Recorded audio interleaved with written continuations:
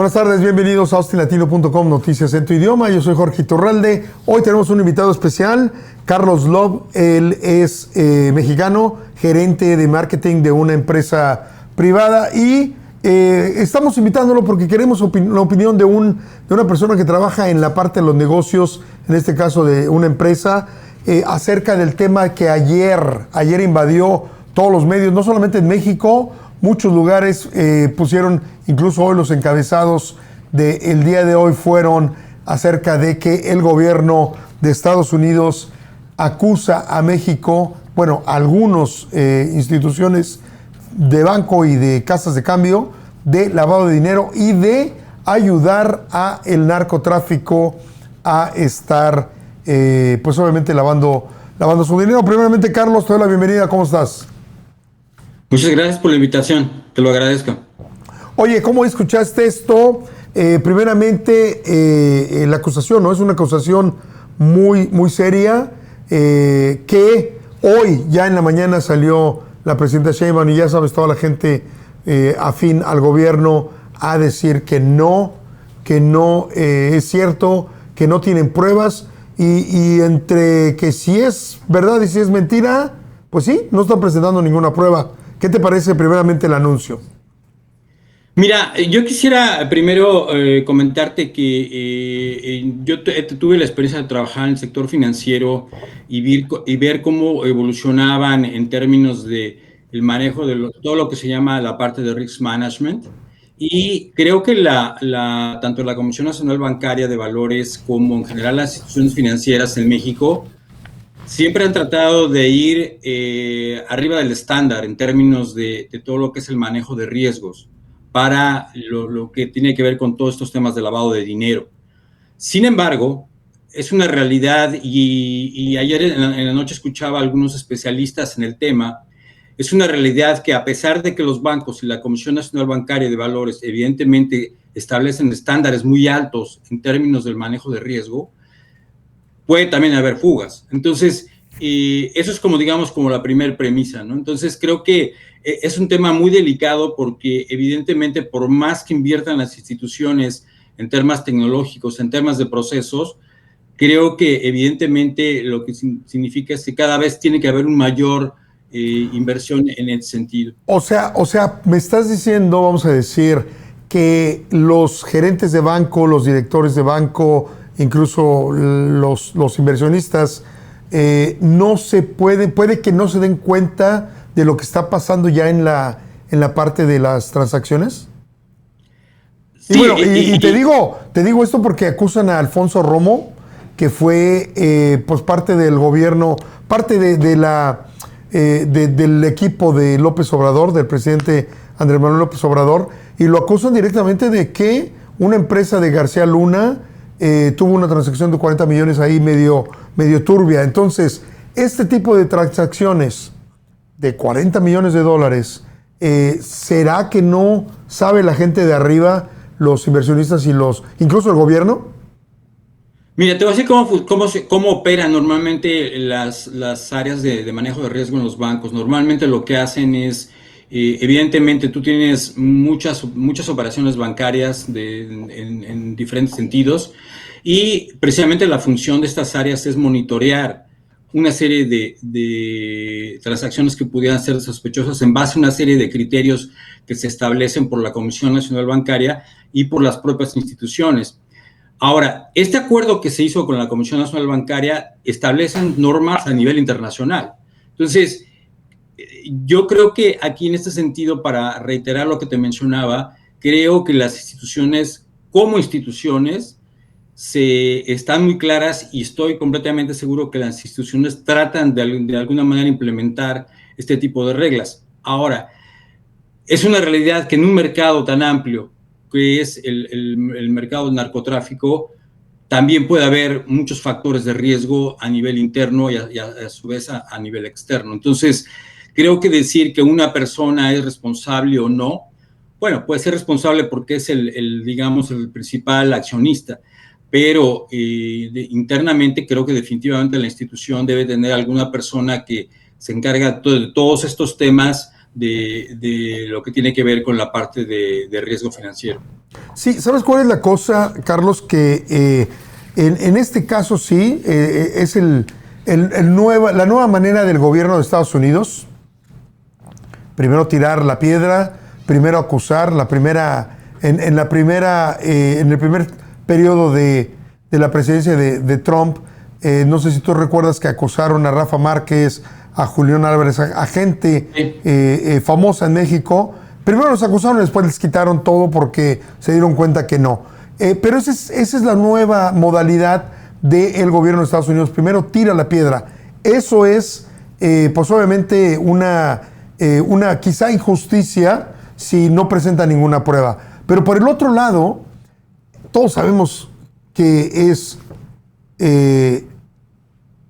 la acumulación de cosas que han estado pasando y acusaciones que han estado pasando del gobierno de Estados Unidos, de la DEA, del FBI, de otras instituciones, incluso del presidente Trump, que ha dicho el país está gobernado por el narcotráfico. O sea, esto ya no es nada más un hecho aislado de que pudiera ser que estas instituciones, sino son una tras de otra, tras de otra, tras de otra. ¿No hace como que más sospechoso y más creíble que pueda ser cierto? Mira, definitivamente sí, solo que antes de seguir avanzando por ese camino te quisiera hacer un comentario. En el 2012 hubo un banco muy grande, no es una indiscreción lo que voy a decir, del HSBC, fue acusado de ese tema en el 2012. A final de cuentas, yo lo que te puedo decir, bueno, el HSBC es un banco global, un banco que, imagínate el nivel de inversión que hacen precisamente para controlar sus operaciones, y un banco que a ese nivel también pudo haber caído. Entonces, creo que en bancos mucho más pequeños o incluso instituciones más pequeñas, es claro que pueden tener a lo mejor un mayor nivel de riesgo. Ahora, desde el punto de ámbito de la parte política, yo creo que, como tú mencionas, es un aspecto un poco, digamos, me parece que ya programado, en el sentido de que el gobierno de los Estados Unidos actualmente ha tomado la política de hacer muy específicos los golpes de alguna manera muy específica y muy quirúrgica a ciertas situaciones que se ven con el tema del narcotráfico y sobre todo la parte del gobierno de México. ¿Por qué el tema financiero es crítico y por qué creo que esta es como la primera, digamos, la primera noticia que sabemos, pero que seguramente vamos a oír en las próximas semanas y días de esto?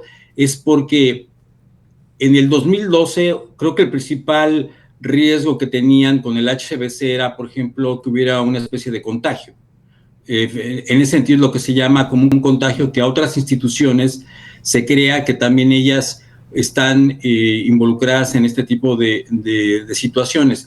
Por eso creo que ahora el gobierno de México lo que tiene que considerar es llevar a altos niveles, revisar con el gobierno de los Estados Unidos, pues qué es lo que está detrás de todo esto, ¿no? Y realmente ver si todo este tipo de acusaciones son reales o son realmente un mecanismo para poder incluso intimidar al gobierno de México, pero por otras razones. Está intimidando al gobierno de México.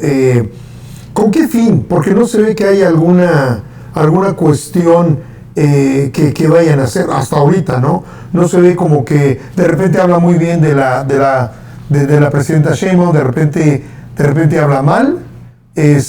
Ahorita pensando en eso, ¿con qué fin será? O sea, con desestabilizar el país, hacer como que dude más la gente del gobierno.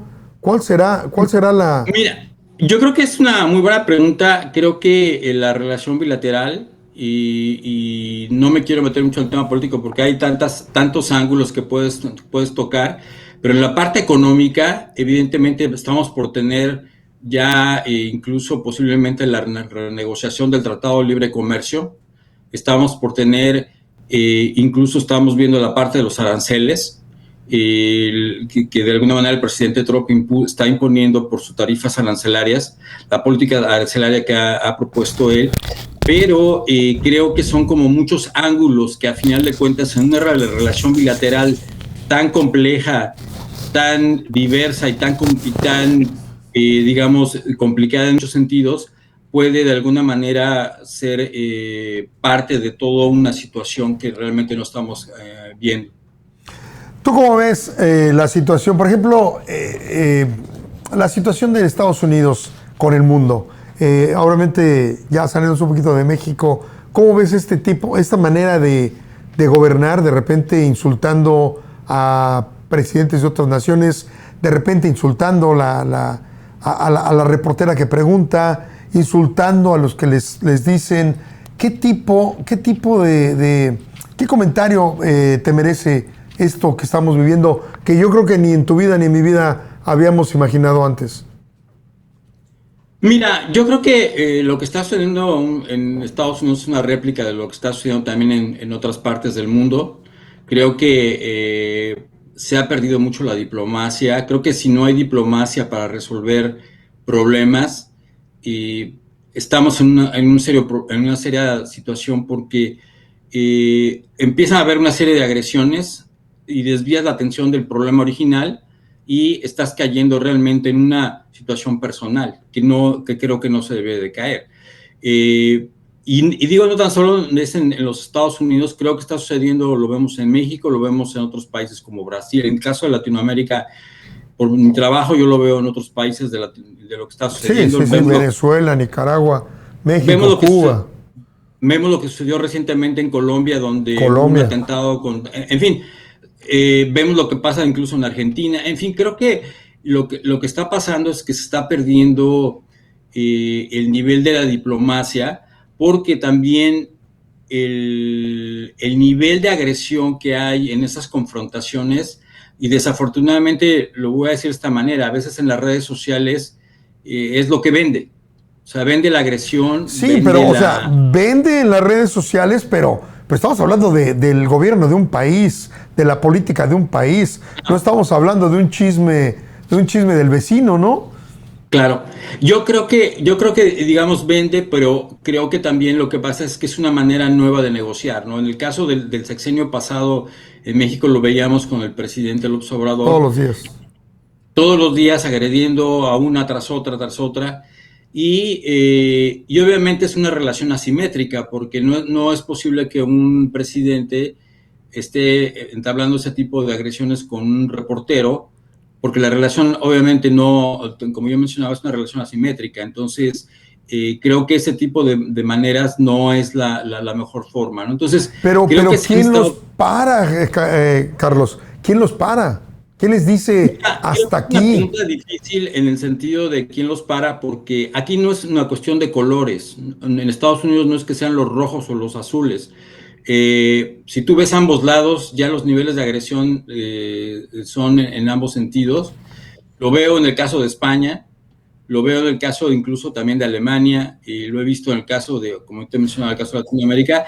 Entonces creo que nosotros como ciudadanos debemos sobre todo tener más foros, pero más de debate y menos de apasionamiento, de debate real, ¿no? O sea, me refiero al debate del problema, no de la persona. Pero mira, si nos vamos a por ejemplo, los debates presidenciales, cuando en el primer periodo, la primera campaña de Donald Trump, Marco Rubio, incluso con Ted Cruz, se insultaron, se dijeron, hablaron hasta de su pene en esos debates. Si nos vamos a los debates de México, la narcopresidenta y la otra que era corrupta, si te vas más para allá, Argentina, Milei insultaba a todo el mundo.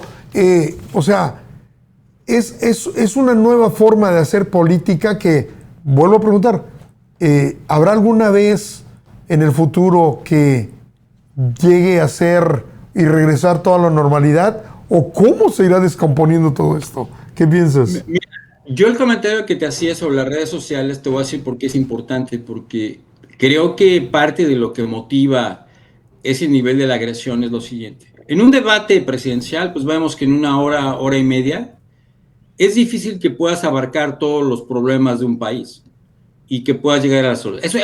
Eso no es factible. Entonces, cuando realmente entras en esos debates, los ves, debemos de verlos con otros ojos. Porque si los ves con los ojos que es la parte de la discusión de un tema o la discusión entre dos personas que se están insultando, bueno, pues entonces prefiero mejor apagarlo. Y esto creo que es lo que deberíamos de no generar mayor audiencia en ese tipo de detalles, porque como la violencia está vendiendo, como esa retórica vende, también vende porque evidentemente la gente le gusta ver, está mal que le vean. No, no, sí, sí, ese es el rating, ¿no? Sí. Entonces, es como generar ese rating. Entonces, creo que ahí es donde tenemos como sociedad mucha responsabilidad. Ellos hacen porque vende. Si no vendiera, no lo estarían haciendo. Si lo rechazáramos, no lo estaríamos haciendo. Sí, pero si habláramos de la sociedad, yo creo que tendríamos que hacer un programa completamente dedicado a eso y de 20 horas tú y yo, porque ahora todo lo que hacen este tipo de personas a las cosas que no habíamos visto en una política normal, son festejadas, son retuiteadas, son alabadas, y hay una parte que adora al que hace lo que hace, y hay otra parte que lo rechaza, pero a final de cuentas todo es generado por una persona y la sociedad, yo no podría ahorita decirte que la sociedad va a entender, porque entienden lo que quieren entender, o más bien lo que el gobierno o lo que la personalidad, la persona, el personaje le quiere dar a entender o quiere convencerlo, le meten una carretada de bots, de tweets, y a final de cuentas una mentira, ¿cómo se dice? Una mentira llega a ser una mentira dicha tantas veces. Constantemente se vuelve una verdad. Sí, exacto, ¿no? Entonces, sí, no, mira, definitivamente es eso. Yo creo que aquí hay varios factores. Mira, una es cierto que, por ejemplo, si tuviéramos tú y yo un debate de economía y yo empiezo a sacar cifras, tú sacas otras, pues a lo mejor aburrimos. No, la gente no nos termina oyendo ni a lo mejor 20 minutos después se va, ¿no? Y los perdemos, porque estás hablándole a una masa de gente que no necesariamente tiene por qué tener ese conocimiento. Entonces, creo que la mejor manera por eso yo mencionaba que la mejor manera de evitar entrar en esas incluso conflictos es estar fomentando eso, porque cuando ya pierdes de una forma civilizada el debate, puede ser que estamos no de acuerdo entre tú y yo en algo, pero no por eso te tengo que agredir. No por eso tenemos que estarnos agrediendo. En un mundo normal. Eso sería en un mundo normal. ¿Sí? Entonces, creo que ahí es donde estamos ya traspasando una línea roja que no creo que sea adecuado.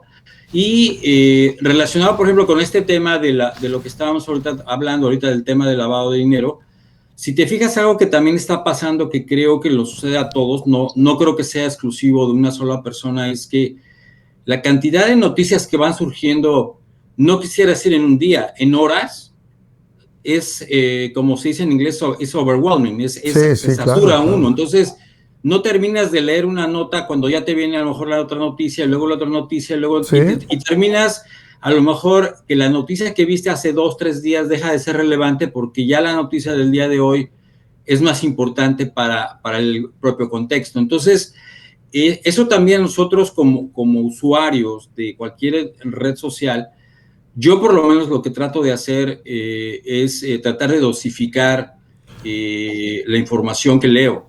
Pero mira, vamos a ponernos en el caso de México. Desgraciadamente, yo creo que tú y yo somos de una época en la que escuchabas que había una masacre de 10 personas, era noticia mundial, y era una cuestión de que los medios se enfocaban en ese tema, pues no sé, quizá un 15 días, un mes, siguiendo lo que venía. Ahorita ves una matanza, una masacre de 10 personas y al rato vas a ver a otra de 12 y mañana vas a ver una de 18 y creo que ya se nos fue, pero eso es lo que pasa. De repente entran y salen lo que es las noticias tan rápido y noticias tan dramáticas que uno consume cosas que antes no consumíamos y desgraciadamente las nuevas generaciones, nuestros hijos, están consumiendo cosas que nosotros jamás nos imaginamos.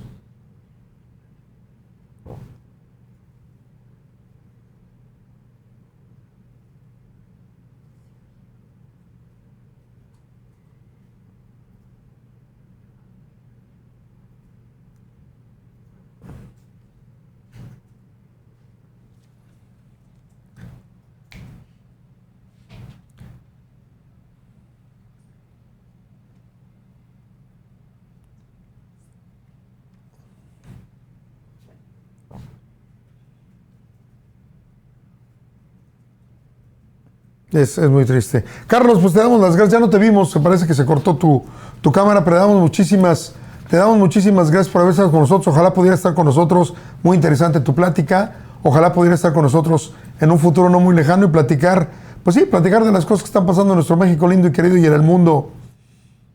Te lo agradezco mucho, gracias por la invitación. Bueno, muchísimas gracias. Gracias, Gio, regrésame si quieres a mí. Sí, porque ya no lo pudimos ver. Pero bueno, señores, eso es lo que pasa. Siga todas las noticias en austinlatino.com. No se le olvide, aquí estamos poniendo toda la información que podemos. Y créamelo, no se va a arrepentir. Síganos en austinlatino.com y en todas nuestras redes. Yo soy Jorge Iturralde, Gio Iturralde y Andrea allá en controles. También creo que está por ahí Areli. Nos vamos.